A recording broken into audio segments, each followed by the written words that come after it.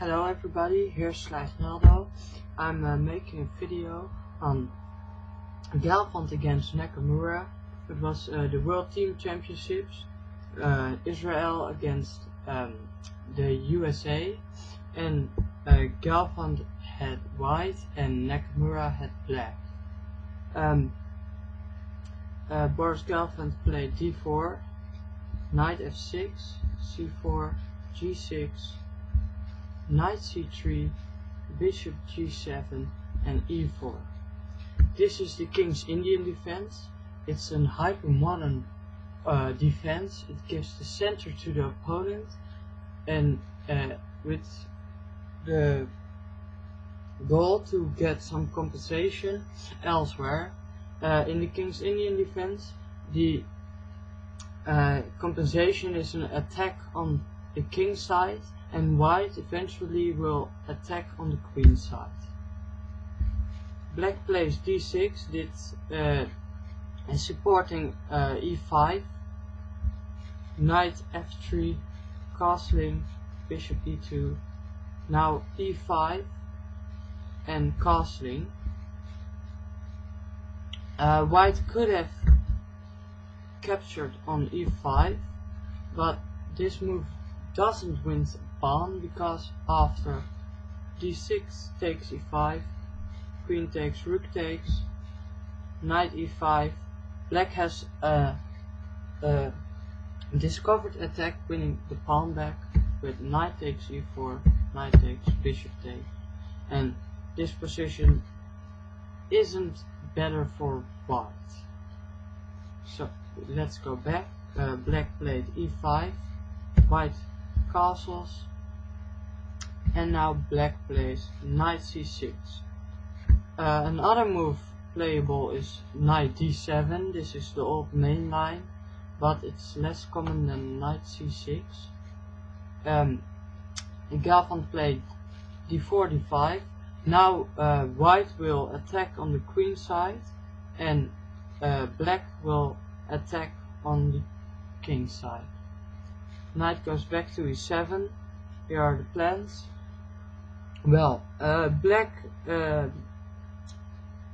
supports f5 with his knight, so when the knight on f6 goes away, f5 is possible, and white has a few plans. White can play b4. This supports the pawn push to c5, attacking d6, or playing knight e1 to d3 and then supporting c5. But white chooses another plan, and this is knight d2, and now if white plays c5, the knight on d2 can come to c4 and attack d6, which is a weak pawn at the moment. And now black played knight to e8. Black also could have played knight to d7. This slows down white's attack and adds a defender to the field c5, but it blocks the defense of the queen to pawn d6. Another plan is a7 to e5.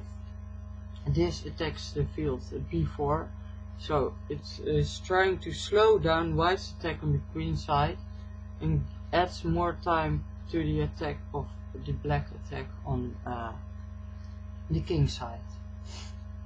But black played knight to e8, then white played b4, then f5, black's plan.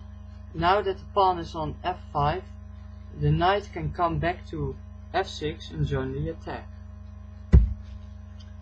Pawn to c5, attacking d6, knight f6, joining the attack, f3, supporting e4 and adding some support to the field g4,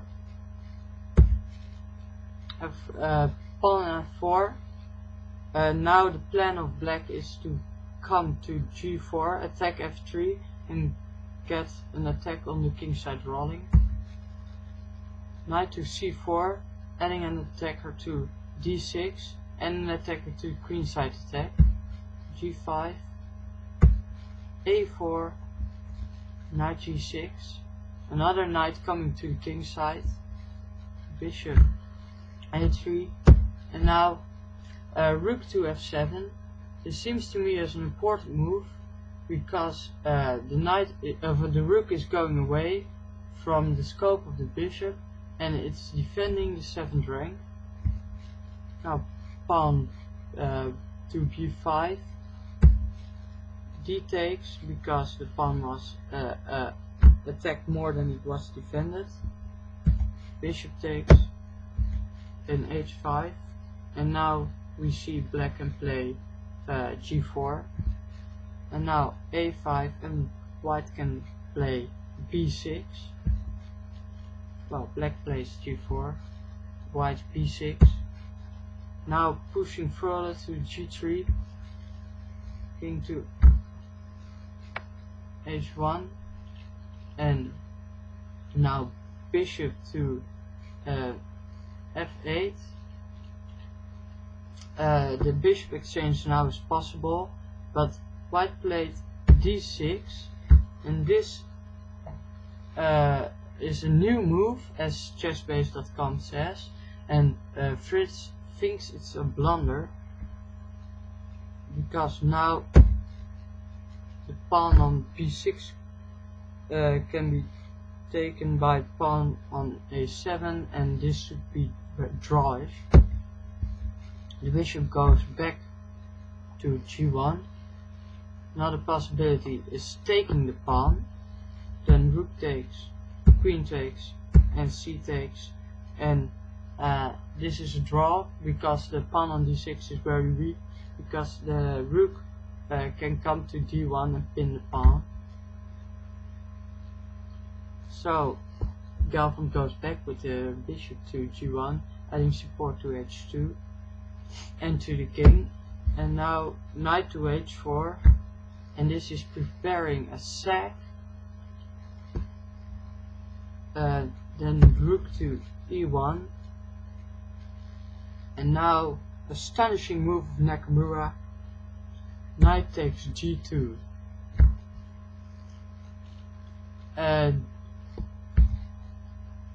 Now Gelfand could have taken the knight with his king, but this is very difficult play.